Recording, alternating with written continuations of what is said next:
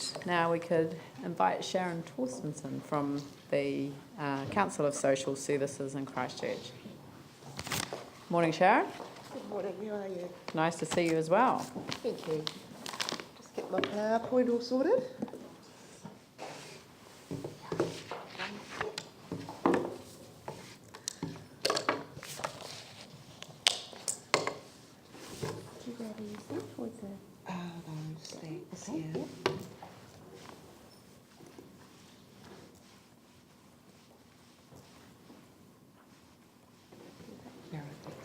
Right, kia ora everybody, and thank you very much for your time. It's the most beautiful day outside, and I really, really would like to let everybody know it's just fantastic the work that you guys are doing.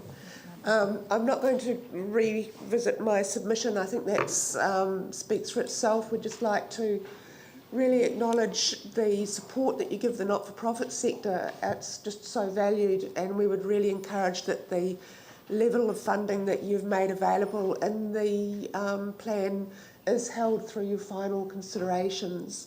I'd like to just give a bit of an overview of the non-profit sector so you can have a really good feel for what it is that we're asking for the support for.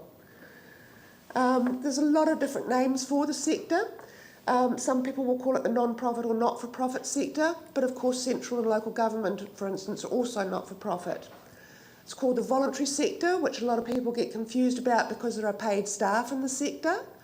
The term voluntary comes about because people create these organisations out of a voluntary wish to come together. It's called the third sector because government and business is regarded as the first and second sectors, but worth noting that there were communities there before there was government or business. The civil sector refers to, once again, the ability of people to come together and act in a civil capacity. The NGO sector, the non-government organisation, once again, that's, business is a non-government as well. The NGO tends to be used for large organisations such as Red Cross, I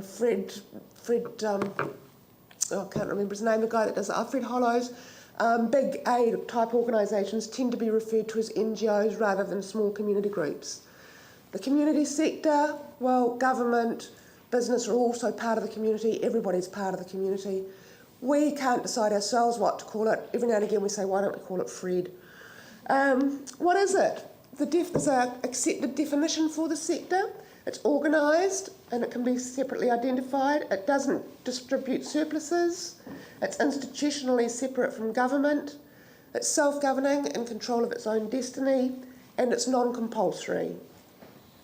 Now that definition has been developed by the Johns Hopkins Centre, and there's a lot of work that goes along. It's an international research project that compares the not-for-profit sector in different countries.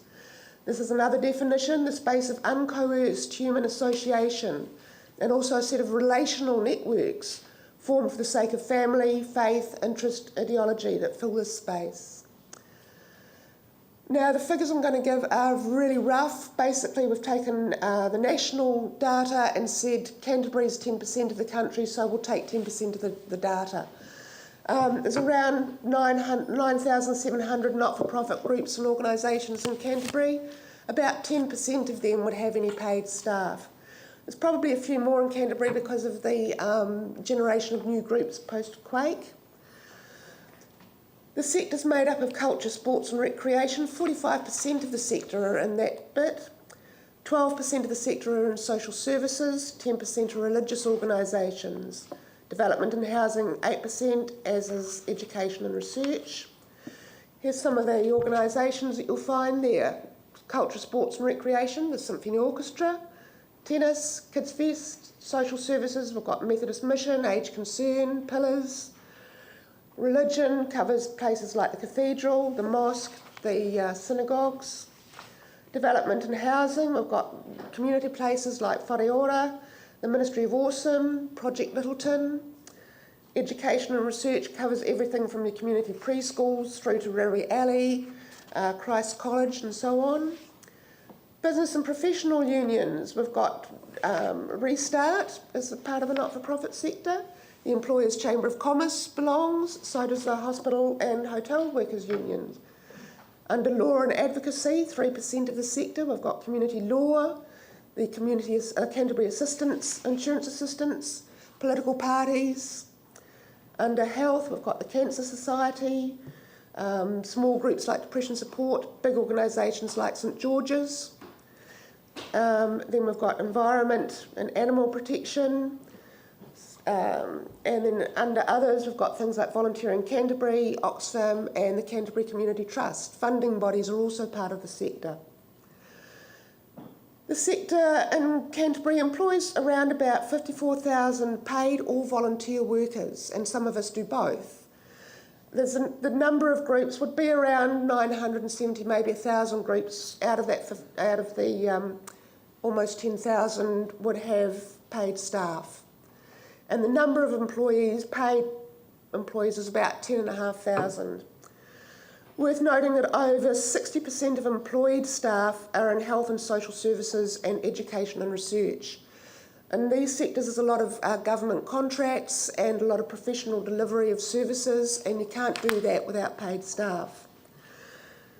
The last look at remuneration was in April 2013, and the median total remuneration is quite a bit lower than either the public sector or the general market.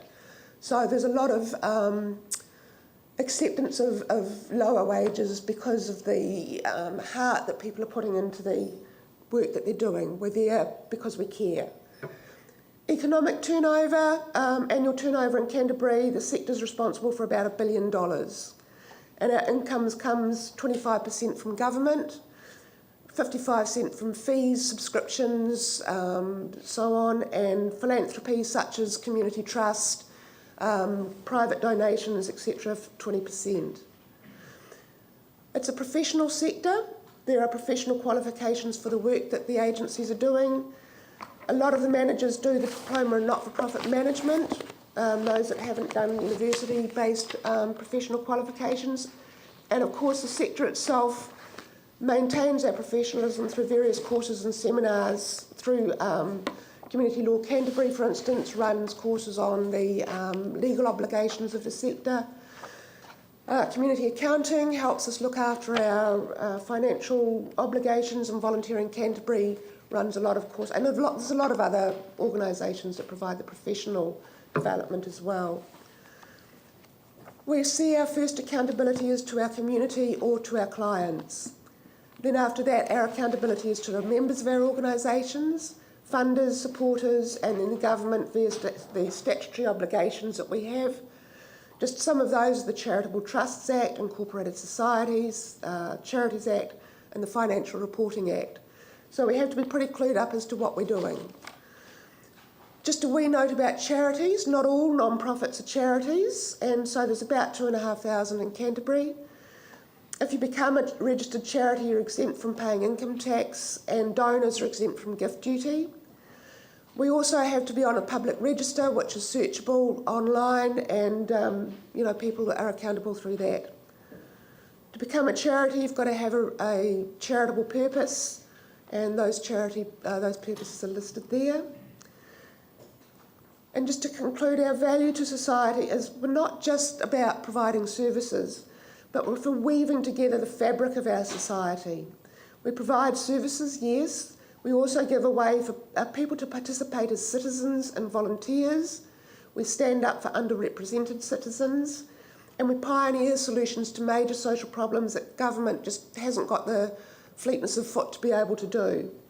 Non-profits believe that we can create a better future through innovation and social change, and that's that sense of hope that leads us to these creative models and the new approaches that we develop. We create value in communities. We therefore maintain a strong civil society. We provide services, but we also build citizenship skills and produce strong networks. And that's what's really needed in our rebuild. It's the community groups that are there working with their communities that's helping our communities to recover and become strong. And that's all our data sources if you're interested. Okay, so any questions? Any questions? Have you got time after that? I think we've got a minute or so left, have we? Yep. Phil. Thanks very much, Sharon. Can I just ask you about you've told us about a wide range of community groups and NGOs and friends. Thank you. What my question is about is accommodation for the groups who you coordinate. Just if you could let us know how they're faring, and if, for example, we've lost any, but how the future is regarding accommodation for having lost community house. Future is uncertain. I'm mostly aware of the issues around community house, where we're struggling to get re-established, but that's looking exciting. We're planning to move into our new premises on the 1st of September, and we're just about to put out a call for expressions of interest for tenancy in there. So we're working on that. We know that there are a number of groups still in temporary accommodation, and there are a number of groups that we know are in premises with the temporary resource consent to operate out of domestic premises. That's going to come to an end in 2016. We're trying to find out how many there are and what their plans are.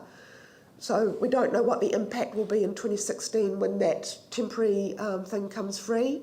We also know that a number of groups signed up for leases and places that are probably due to mature in the next year or two, and we don't know what impact renegotiated rent levels might be on those. So it's a really uncertain time.